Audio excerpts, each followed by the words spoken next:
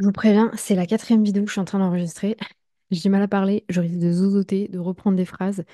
Voilà, comme ça au moins les clés, comment dire, les informations sont données dès le début. Avant qu'on commence, j'ai envie de vous expliquer pourquoi est-ce que je vous fais cet épisode de podcast, comment m'est venue un peu l'idée de tout ça. Je sais pas si je suis la seule, mais j'ai tendance, et vraiment je me suis un petit peu observée, et clairement c'est vrai, à ne consommer du contenu d'hommes, donc de personnes masculines, uniquement des gens plus âgés que moi. C'est-à-dire vraiment des gens beaucoup, beaucoup plus âgés que moi, 40, 50, 60 ans, etc. Donc en gros des graines Cardone, etc. Ce genre de choses, bref. Et par contre, si je regarde ce que je consomme plus en format fun, je ne consomme que du contenu, j'allais dire de préadolescente, mais pas du tout, mais vraiment du contenu voilà, les nanas, elles ont 19 ans à 25 ans, grand maximum. En fait, je consomme pas du tout du contenu de quelqu'un de mon âge, de quelqu'un qui pourrait avoir mon âge. Et c'est vachement quelque chose qui m'a bloquée, moi, dans ma création de contenu, parce que je me suis dit, toutes les meufs que je regarde, c'est vraiment... Alors, c'est le basique, hein, d'ailleurs, je vous mettrai, si vous voulez... non, j'ai pas envie de vous mettre ce que serait, prendrait trop de temps, c'est pas le but du podcast, mais en gros, ce sont des vidéos. À chaque fois, le nom, c'est 19 years old, donc j'ai 19 ans, alone, donc je suis pas en couple, living in New York City. Ce n'est que ça. Donc vraiment, 19 ans, seule, vivant à New York City. Et moi, je me suis tapé une barre en me disant, mais du coup, moi, je mettrais quoi? 32 ans, mariée, habitant à Bangkok. C'est pas ridicule. Enfin, bref. Et en fait, c'est un truc qui m'a vraiment bloquée. Je me suis dit, mais est-ce que je peux vraiment me permettre de faire ça, en fait? Est-ce que c'est pas trop tard? Est-ce que ça va intéresser des gens? D'ailleurs, n'hésitez pas à me le dire hein, dans les commentaires si c'est quelque chose qui pourrait vous parler ou je ne sais quoi. Mais voilà. Voilà comment est venue ma réflexion. Vous voyez que chez moi, ça peut aller, ça va très, très, très, très, très, très loin des fois. Bref, parlons du sujet d'aujourd'hui. Peut-on changer de vie à 30 ans? Et pourquoi, surtout, avons-nous tellement peur, en fait, de changer de vie à 30 ans? Qu'est-ce qui fait que ça nous met en tension? Qu'est-ce qui fait que ça nous bloque? J'ai envie de vous parler de ce sujet parce que je vais moi-même, enfin, j'ai eu 32 ans et du coup, je vais maintenant sur mes 33 ans, mais surtout parce que l'année dernière, j'ai accompagné une femme qui elle-même accompagnait des femmes de 30 ans, qui étaient en train de voilà, vivre des périodes de crise, qui avaient envie de faire des changements, etc. Et moi, c'est jamais quelque chose qui m'est passé par la tête dans le sens où j'ai jamais vu les années passer en me disant oh mon Dieu, oh mon Dieu, oh mon Dieu. D'ailleurs, toutes les nanas que je suis, qui ont entre 19 et 25 ans, dès que c'est leur anniversaire, c'est l'hécatombe. Oh mon Dieu, j'ai 23 ans et tout. Et moi, je suis là du haut de mes 32 ans en train de me dire mais putain, c'est pas grave en fait. C'est un peu caractériel ce que tu es en train de faire. C'est pas très sympa de ma part de dire ça, mais c'est la manière dont je le perçois. Et d'ailleurs, une autre raison pour laquelle, pardon, j'avais envie de faire ce podcast, c'est que quand je dis aux gens que j'ai 32 ans, on ne me croit pas. On ne me croit pas parce que, hélas, on va en discuter, mais j'ai redoublé quelques classes. Du coup, ce qui fait que j'ai une grosse partie de mes amis qui n'a pas mon âge, donc qui a 2 ans de moins que moi. Parce que oui, j'ai redoublé 2 classes. Enfin, redoubler, c'est un gros mot, au moins discuter. Mais bref, et du coup, par rapport à ça, je me retrouve avec des gens qui sont plus jeunes. Et c'est vrai, quand je dis, bon, bah voilà, moi, j'ai déjà passé la trentaine, etc., les gens sont là, genre, ah bon, on dirait pas, ça se voit pas, cela. Parce que je suis pas grande, parce que j'ai un visage qui est quand même un petit peu juvénile, je suis extrêmement blanche de peau. Et quand bien même, si vous me voyez en vrai, j'ai énormément, énormément de rides à cause du soleil, tout ça, tout ça. Bref, je fais plus jeune. Et d'ailleurs, j'avais envie de vous parler de ça. Et alors, je suis vraiment pas organisée aujourd'hui, hein. J'ai envie de vous parler de ça parce que moi j'ai vécu une grosse transition, non pas à 30 ans, mais à 29. J'ai quitté mon travail, ça fait 8 ans que je travaille avec Decathlon, je me suis lancée en tant qu'entrepreneur, j'ai pris ce risque de le faire. Et en fait, je vois beaucoup de personnes aussi par rapport à moi, c'est-à-dire voilà, qui sont dans le même environnement dans lequel je suis, donc qui sont entrepreneurs, très très jeunes. Très très jeunes, entre voilà, 18, voire certains 17 et 22 ans. Alors, c'est pas du tout des gens que je côtoie, c'est des gens dont je consomme le contenu par pur hasard parfois, surtout sur LinkedIn. Et j'ai trouvé un mec qui discutait de ça et que je trouvais hyper intéressant. Donc, en gros, là, les gens dont je suis en train de vous parler, ce sont des gens qui à 19 ans, sont là, je fais tant de chiffre d'affaires, je fais ceci, je fais cela, je vais au sport, je mange bien, je fais pas la fête, je sors pas, j'ai arrêté mes études, je fais ceci, je fais cela. Enfin, en fait, ils ont la vie parfaite de quelqu'un de 40 ans. Là, c'est du pur jugement, hein, ce que je suis en train de faire, mais voilà, parfois j'ai le droit aussi. Et bref, je regarde ça et je me dis, mais ok, mais est-ce que t'es pas en train de gâcher ta vie? Est-ce qu'il y a pas un truc où il y a un moment, en fait, où tu vas venir péter un câble? Et du coup, je reprends ce que je disais sur des Américains, hommes en particulier, assez âgés dont je consomme le contenu, qui disaient qu'eux, justement, ils avaient vu beaucoup de très jeunes se lancer très jeunes sur les réseaux, sur l'entrepreneuriat, etc. Et en fait, ces gens-là, à 30 piges, sont cramés et ont vraiment cette sensation, parce que, comment dire, je sais pas comment ça va être interprété, mais l'argent ne fait pas le bonheur. Avoir de l'argent, c'est extrêmement bien, mais c'est pas ça qui va faire que vous êtes plus heureux. Ou d'un certain stade, enfin voilà, c'est. Bon, après, à dire ça à quelqu'un qui n'a pas l'argent, j'ai bien conscience que c'est un peu compliqué, mais je vous assure que l'argent ne fait pas le bonheur. Et pourtant, moi, j'en ai pas des millions non plus, hein, mais l'argent ne fait pas le bonheur. Et du coup, quand je vois ce genre de profil, effectivement, je me dis, mais est-ce que t'es pas en train de gâcher un peu ta jeunesse? Donc là, c'est de la perception, hein, c'est vraiment du jugement de ma part. Et en fait, à chaque fois, je me pose cette question-là. Je me dis, mais est-ce que, voilà, ils sont pas en train de gâcher leur temps, tout ça, tout ça. Et quand je suis tombée sur cette interview, du coup, avec un jeune et un vieux, où ils discutaient de ça, enfin, un vieux, plus de 50 ans, ils discutaient de ça, et effectivement, le jeune lui dit, mais toi, tu t'es lancé jeune. Est-ce que tu as l'impression que tu regrettes aujourd'hui? Et ce que j'ai adoré de la personne qui avait 50 ans, elle lui dit, mais moi, je me suis pas lancée jeune.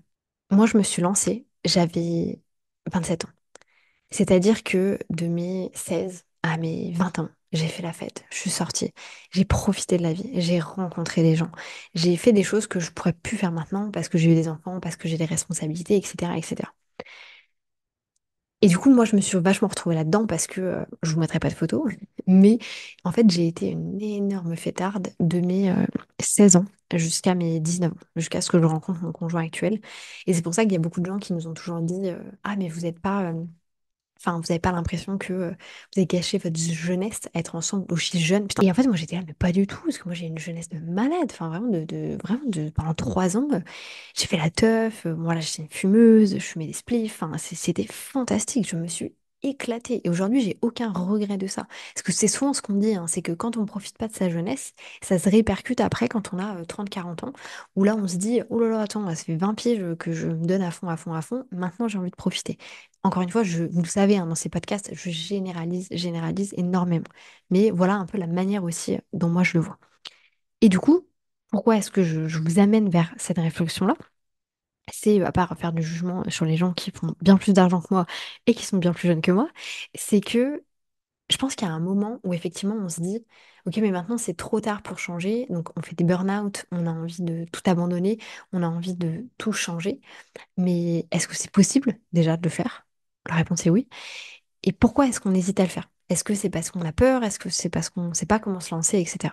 Avant qu'on passe dans le deep de pourquoi est-ce qu'on a peur de changer de vie à 30 ans, j'avais envie de vous... Alors, je sais pas si c'est vous qui allez regarder ces vidéos-là, donc je vous lance une bouteille à la mer.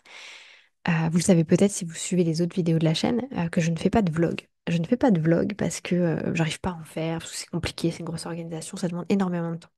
Et que c'est pas mon métier, clairement.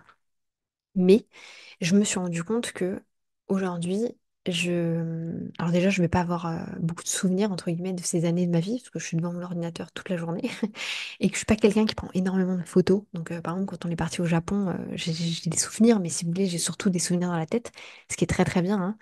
Mais ce que je veux dire par là, c'est que j'hésite à justement faire du contenu beaucoup plus sur Bangkok, la Thaïlande en général. Non pas parce que j'ai envie de me vanter d'être ici ou quoi que ce soit, mais parce qu'en fait, je me rends compte que je n'ai pas assez de gratitude du fait de vivre ici. Genre, pour moi, c'est acquis. En fait, j'habite là, je suis arrivée en 2019, je suis repartie, je suis revenue. Et du coup, mon quotidien, je me dis juste, bah, ça, c'est la même chose que si j'habitais à Brest, quoi. Ça fait pas grand changement, je fais ma vie comme je fais ma vie. Mais en fait, c'est dingue. Enfin, j'habite à Bangkok, quoi. J'habite à Bangkok, j'habite en Thaïlande, je suis dans une optique de rester ici toute ma vie. Moi, j'ai aucune. Enfin, c'est pas que j'ai pas de la gratitude pour ça, parce que si j'en ai, mais j'ai envie d'en montrer. En fait, quand je pense à vous montrer tout ça, je me dis, mais ils vont s'en foutre complètement. Ils en ont rien à branler que j'habite à Bangkok. Alors qu'en fait, il y a des trucs fantastiques que je pourrais vous montrer. Bref, je m'égare un petit peu, mais voilà, j'avais envie de vous demander votre avis. Vous qui regardez les podcasts, vous êtes plus de 2, 3, 400 parfois, voire 2000 à écouter ces podcasts toutes les semaines. Est-ce que vous voulez voir une autre partie de ma vie? Parce que je sais que je vous amène à avoir plein de prises de conscience, mais j'ai envie de vous apporter du fun aussi. Vous voyez ce que je veux dire? Bref, j'ai envie de devenir cette 19 years old alone in Bangkok. Ah, pas du tout, hein. Ce sera pas des 19 years old alone in Bangkok, mais ce sera vraiment des 32 ans mariés et vivant à Bangkok. Mais ce sera aussi très bien. Discutons un peu de pourquoi est-ce qu'on a peur de changer de vie quand on a 30 ans.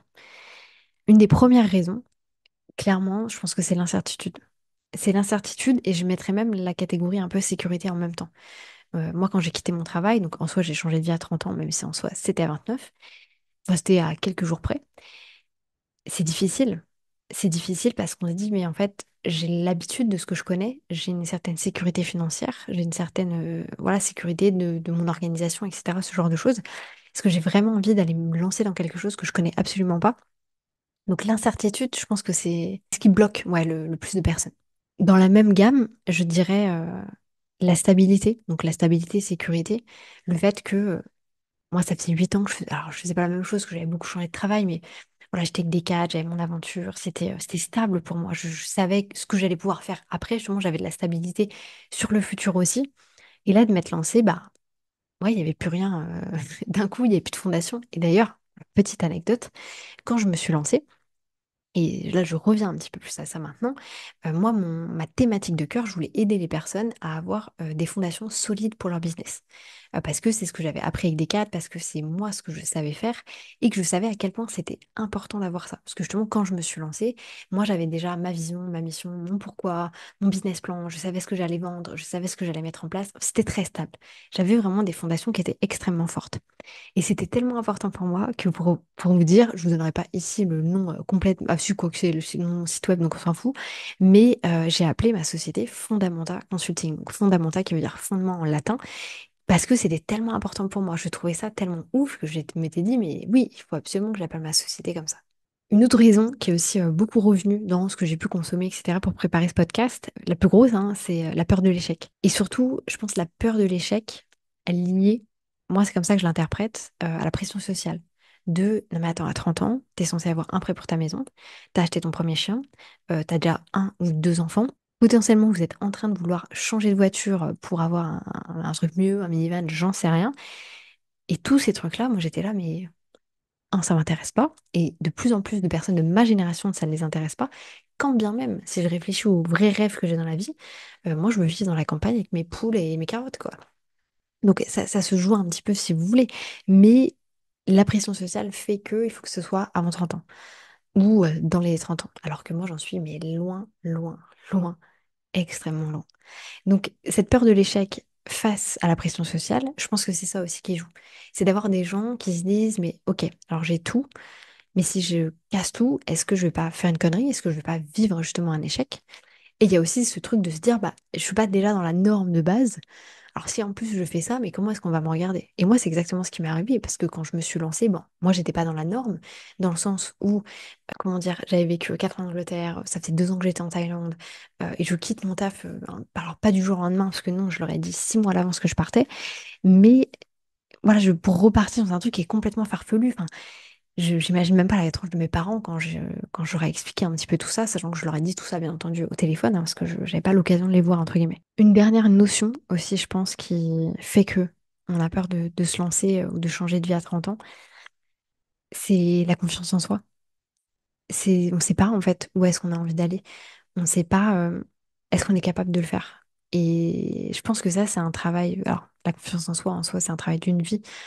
Ça joue sur énormément de paliers. Les traumas qu'on a vécu enfant, la manière dont on se perçoit aujourd'hui, etc. Mais ce que je veux dire par là, c'est que on peut ressentir. En fait, ça se trouve, on a tout pour pouvoir le faire. Tout, tout, tout, tout, tout. L'entourage qui est avec nous, les infos qui sont avec nous, la stabilité financière, etc. Mais on a quand même peur. On a quand même peur parce qu'on se dit, mais aujourd'hui, c'est stable. Aujourd'hui, j'ai une routine. Aujourd'hui, j'ai une sécurité. Pourquoi est-ce que j'irais tout foutre en l'air pour de l'incertitude, des échecs, des doutes, des conneries? Et pourtant, on est beaucoup à le faire. Donc, c'est que forcément, il y a un déclencheur un petit peu derrière ça. Ce podcast étant un peu déprimant, je vous propose qu'on aille voir un autre aspect de tout ça. C'est qu'est-ce qui fait que vous pouvez changer de vie à 30 ans et ouais, quels sont les éléments déclencheurs en fait qui va faire que ça fonctionne.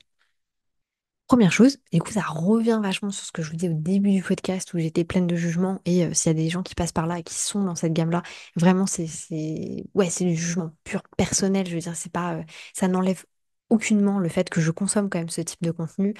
Sans doute qu'une partie de moi est jalouse, hein, on va pas se le dire. Bien sûr que moi j'aurais voulu à 18 ans faire 50 000 € de chiffre d'affaires. Alors oui et non, parce que du coup j'avais pas du tout ces ambitions-là, entre guillemets. Mais bien sûr, quand il y a du jugement, il y a de la jalousie. Et moi j'ai aucun mal à le dire que forcément il y a de la jalousie au fond de ce genre de choses. Bref, une des premières choses qui fait que changer de vie à 30 ans, c'est un très bon truc, c'est que si ça fait 5, 8, 10 ans que vous êtes dans une certaine stabilité, vous avez également une certaine maturité. C'est-à-dire que vous êtes arrivé à un stade de votre vie où vous savez ce que vous voulez, mais surtout vous savez ce que vous voulez plus. Et du coup, le fait d'arriver à prendre ces décisions-là vous amène forcément à prendre des meilleures décisions. Alors après, je dis pas, vous allez sans doute faire des conneries, on fait tous des conneries, mais voilà, il y a cette maturité qui fait que, ok, vous avez quand même 10 ans solo en gros de vie, voire plus pour certains qui ont peut-être comment dire, une adolescence un peu compliquée, par exemple comme moi. Donc vraiment, vous pouvez le faire. C'est voilà, c'est cette maturité aussi qui va vous permettre de prendre les meilleures décisions. On le voit également si on regarde les chiffres.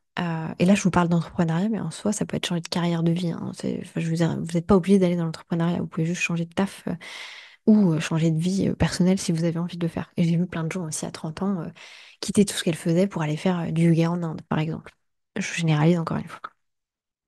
Mais on le voit aux chiffres. D'ailleurs, je pourrais vous mettre la source, vous pourrez la regarder directement sur Internet. Le plus haut taux de reconversion professionnelle se fait dans l'année alors pas dans l'année, mais dans les années 30, je crois que c'était 37 ans, un truc comme ça, 30 ou 38 ans. En gros, vous avez déjà 10 ans d'expérience, voire plus. Vous avez déjà eu un ou deux enfants, voire plus. Et là, vous vous dites, OK, j'ai plus envie de ça, j'ai envie d'une nouvelle vie. Et très souvent, c'est pour ça qu'on voit cette reconversion qui se fait à ces stades de vie-là. Alors, bien entendu, encore une fois, je généralise, hein. Vous pouvez faire une reconversion professionnelle à 25 ans si vous avez envie. Mais les chiffres nous démontrent que. Autre aspect également qui va, je pense, avec la maturité, c'est que les priorités sont complètement différentes. On n'a pas envie des mêmes choses. Moi, les choses que je voulais à 20 ans, c'est pas les choses que j'ai envie d'avoir maintenant. Et du coup, ça a aussi un impact très fort qui va vous permettre de prendre des décisions en fait qui sont pas du tout les mêmes. Donc ayez cette réflexion. D'ailleurs, je vous amène à aller écouter le podcast de la semaine dernière où je vous présentais 5 choses sur 5 ans. Donc 5 choses que j'avais pas il y a 5 ans mais que j'ai aujourd'hui et 5 choses que je n'ai pas mais que j'aurai dans 5 ans, que j'aimerais avoir dans 5 ans. Et ça vous amène en fait à faire ce travail justement sur les priorités de la vie. Et dernière chose, et ma caméra va s'éteindre, donc je vais essayer de me dépêcher de finir ce podcast, et sinon vous n'aurez juste plus l'image. Euh, c'est le soutien. Je pense que quand on arrive à 30 ans, on a fait le tri dans ses amis, on a fait le tri avec sa famille, on a fait le tri dans ses relations, et on se retrouve beaucoup plus fort, beaucoup plus proche. Et du coup, on n'a pas du tout le même aspect de soutien, justement. On va avoir des gens qui vont vraiment être là pour nous, qui vont nous tirer vers le haut, qui vont être là pour nous soutenir aussi financièrement, potentiellement, avec un conjoint, etc., ce genre de choses. Et ça, c'est aussi, à mon avis, des choses qui peuvent faire une grosse différence. Ce podcast est parti, comme d'habitude, dans tous les sens. Mais vous savez, c'est ce qui me plaît, c'est ce que j'aime bien faire. J'aime bien me vider la tête un petit peu par rapport à ça. Et surtout, j'aime bien aussi parler de sujets qui, moi, me correspondent pas forcément. Enfin, j'ai fait un changement de vie à 30 ans, mais c'est pas du tout. Enfin, avec le recul maintenant, j'ai pas du tout l'impression que ça a été quelque chose de difficile. Et pour autant, si ça se trouve, ça l'a été et je l'ai pas vécu comme ça à ce moment-là.